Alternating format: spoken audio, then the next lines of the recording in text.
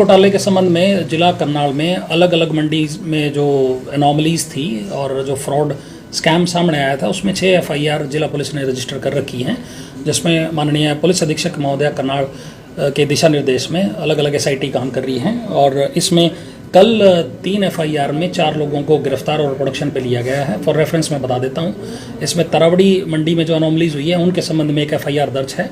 उसमें तत्कालीन जो डीएफएससी हैं अनिल कुमार, वो ऑलरेडी किसी पीसी करप्शन एक्ट के केस में जेल में थे, वहाँ से उनको प्रोडक्शन वारंट पे लिया गया है और उनका 1 दिन का रिमांड पुलिस ने सीक किया है फर्दर इन्वेस्टिगेशन में। और उनकी वहाँ उस मंडी में जो प्रोक्योरमेंट की प्रोसेस थी उसमें इलिसिट कमीशन लेने की बात सामने आई थी, उस संबंध में उनको गिरफ्तार करके प्रोडक्शन वारंट पे लिया गया है 1 दिन के लिए। इसके अतिरिक्त जुंडला मंडी से संबंध में एक एफआईआर दर्ज थी बतान राइस मिल वाली, उस संबंध में 2 अधिकारी हैं, जिसमें एक सेक्रेटरी मार्केट कमेटी करनाल है आशा रानी और एक सेक्रेटरी मार्केट कमेटी जोंडला है दीपक सुहाग। इन दोनों की इन्वॉल्वमेंट ड्यूरिंग इन्वेस्टिगेशन सरफेस होने पर इनको भी कल गिरफ्तार किया गया है और इनका 2 दिन का रिमांड ऑनरेबल कोर्ट से लिया गया है फर्दर प्रोसेस कंप्लीट करने के लिए और जो रिकवरी का और अदर इन्वेस्टिगेशन है उसको कंक्लूड करने के लिए। अब तक कितने लोगों को गिरफ्तार किया गया है?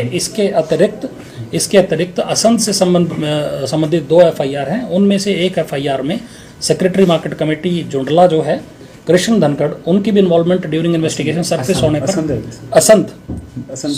सेक्रेटरी असंत मंडी से संबंधित जो तत्कालीन उस टाइम सेक्रेटरी थे उनकी इन्वॉल्वमेंट सामने आई थी कृष्ण धनखड़ की, उनको भी कॉरस्पॉन्डिंग एफआईआर में गिरफ्तार किया गया है और ऑनरेबल कोर्ट से 3 दिन का रिमांड उनका फर्दर इन्वेस्टिगेशन के लिए लिया गया है। इन केसेस में अभी तक की कल की जो प्रोग्रेस है वो ये एक प्रोग्रेस है। आशा रानी और दीपक का रिमांड कितने दिन का है? 2 दिन का रिमांड हमने ऑनरेबल कोर्ट से लिया है इनका, अभी 2 दिन का रिमांड कोर्ट ने दिया है। फर्दर यदि रिक्वायरमेंट रहेगी तो आगे रिमांड भी एक्सटेंड किया जा सकता है। आशा रानी ने पहले भी कोर्ट से जमानत ली थी, हाई कोर्ट से वो बेल ले चुके थे। वो एक करनाल मंडी से संबंधित मामला था, उसमें ये नामजद आरोपियां हैं और जो एफआईआर दर्ज होते ही ये भूमिगत हो गए थे। उसके संबंध में इन्होंने पहले ऑनरेबल कोर्ट जो हमारी स्थानीय जिला एवं सत्र न्यायालय वहाँ पे बेल एप्लीकेशंस लगाई थी, जिस पर माननीय अतिरिक्त जज साहब ने सुनवाई करते हुए बेल खारिज करी थी। बाद में ऑनरेबल कोर्ट से जो हाई कोर्ट है वहाँ से इनको बेल का रिलीफ मिला था, उसमें भी इन्वेस्टिगेशन जारी है। यदि आवश्यकता पड़ी तो पुलिस बेल कैंसिलेशन के लिए भी पुलिस एप्लीकेशन किस तरीके से गया था, क्या था पूरा मामला सर? इसमें एक मेरी फसल मेरा ब्यौरा पोर्टल है जो हरियाणा सरकार द्वारा जो किसानों को फैसिलिटेट करने के लिए बनाया गया है। जनरली जो एमएसपी स्कीम है उसका बेनिफिट लेने के लिए किसान को मेरी फसल मेरा ब्यौरा पोर्टल पे रजिस्टर करना होता है, परंतु आड़ती और राइस मिलर्स ने मिलीभगत करके यदि किसी किसान के पास उसकी कृषि योग्य भूमि है या नहीं है, दोनों ही तरह का इसमें कर रखा है। जैसे किसी के पास 5 एकड़ है, उसकी 25 एकड़ दिखा रखी है। यदि किसी के पास ज़मीन नहीं है, कोई हलवाई का काम करता है, उसका पोर्टल यहाँ कंसर्न्ड मंडी में दिखा रखा है। और कोई बाहर का किसान है जिसकी फसल यहाँ नहीं आई है, उसका भी अपना पोर्टल आड़तियों और राइस मिलर ने मिलीभगत करके फर्जी पोर्टल बनवाया और उसी के तहत बिना एक्चुअल अराइवल के जो ये अनाज मंडी में गेट पास कटते हैं, कोई भी फसल आती है उसके लिए गेट पास अनिवार्य है, स्पेशली जो पीआर धान होती है, तो बिना फसल आए, बिना एक्चुअल जीरी धान आए उनके फर्जी गेट पास इशू किए गए। यदि फर्जी गेट पास इशू हुए थे तो उसकी फर्जी खरीद भी हुई है आगे, जिसमें प्रोक्योरमेंट एजेंसीज की इन्वॉल्वमेंट है। और उसके अतिरिक्त जो यदि ना तो जीरी आई ना ही वो अपना जो फर्जी है प्रोक्योर भी नहीं हुई और वो सीधा फिर मिल में इनवर्ट भी दिखाई गई है, ये सारा काम कागजों में हुआ है। और जब जो इसका गैप क्रिएट हुआ उसको सब्सिडाइज करने के लिए जो मिलर्स हैं उन्होंने आसपास के ज़िलों से और आसपास के राज्यों से, दिल्ली और यूपी वगैरह से सब्सिडाइज धान कम रेट पे खरीदकर अपना स्टॉक पूरा किया ताकि पीवी की पकड़ में न आए। परंतु ये सारा स्कैम ड्यूरिंग इन्वेस्टिगेशन पुलिस ने टोटल इसको स्कैम को उजागर किया है और उसकी ड्यूरेशन में जो फर्जी गेट पास लोग काटते थे उनको भी गिरफ्तार किया है। उसके अतिरिक्त जो अधिकारी हैं जिनके इंस्टांस पे, चाहे वो मार्केट कमेटी हो या प्रोक्योरमेंट एजेंसीज के ऑफिशियल्स हों, उनकी इन्वॉल्वमेंट आने पर उनको भी गिरफ्तार किया है।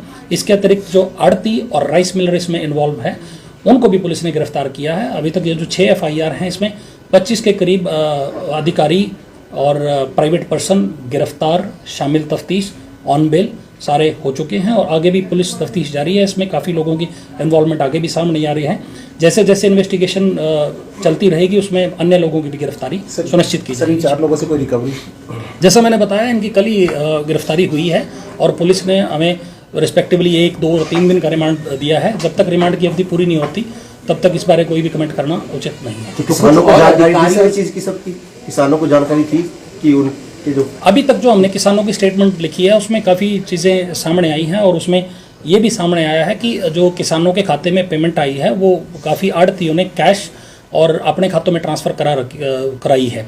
तो वो इसका जो मेन आधार है कि जो स्कैम का मेन बेस है, apart from official commission agent और राइस मिलर्स भी हैं, उन्होंने उसका बेनिफिट लेके और फिर वो बाद में जो अपनी पैडी वगैरह पूरी करी है तो ये सरकार को लॉस, बिना एक्चुअल अराइवल आए सरकार से बेनिफिट लिया है तो लॉस कराया है। कितनी एसआईटी काम कर रही हैं सर? इसमें 2 एसआईटी माननीय पुलिस अधीक्षक महोदय के निर्देश में काम कर रही है। एक एसआईटी एएसपी मैडम है माननीय श्रीमती कांची सिंघल, उनके निर्देश में काम कर रही है। एक डीएसपी सिटी मेरे नेतृत्व में काम कर रही है और 6 एफआईआर इस रेफरेंस में अभी तक दर्ज हैं और आगे भी यदि कोई इस तरह का चाहे वो पीवी से रिलेटेड हो या फिर कोई और फेक गेट शाम का किसी मंडी से या किसी मिलर के संबंध में कोई ड्यूरिंग इंक्वायरी आएगा तो उस पर भी एफआईआर दर्ज की जा सकती है। सर ये स्कैम कितना बड़ा है, कितने करोड़ का स्कैम? अभी ये बड़ी एलैबोरेटिव इन्वेस्टिगेशन है, इसमें जो पूछताछ है वो अभी चल रही है। गिरफ्तारी काफ़ी लोगों की होगी, आगे काफ़ी लोगों की गिरफ्तारी इसमें अभी बकाया है।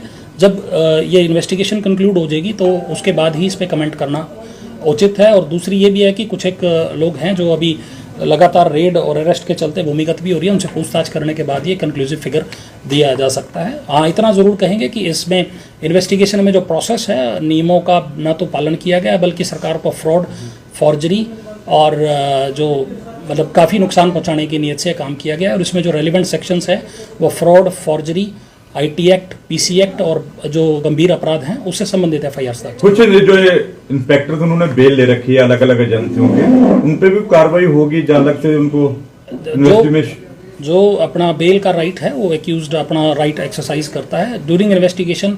जैसे एक किसी और मुकदमे में इन्वॉल्वमेंट आती है तो पुलिस वहाँ भी उनको गिरफ्तार कर सकती है। और दूसरा ये है कि यदि इन्वेस्टिगेशन के दौरान और तथ्य आते हैं तो पुलिस बेल कैंसिलेशन के लिए भी प्रोसीड कर सकती है। इन्वेस्टिगेशन 25 अधिकारी कर्मचारी को गिरफ्तार अभी तक जो फिगर है लगभग 25 के करीब हैं, जिसमें ऑफिसर्स भी हैं, प्राइवेट जो ऑपरेटर थे जो फेक गेट पास काटते थे वो भी हैं और जो मिलर्स हैं, आड़तियाँ हैं, जिसके खिलाफ एविडेंसेस सरफेस हो रहे हैं तो पुलिस उनको अरेस्ट कर रही है। आगे की भी इस तरह की गिरफ्तारी होने की जो है, जो जिनकी पेंडेंसी है वो गिरफ्तारियां सुनिश्चित की जाएगी।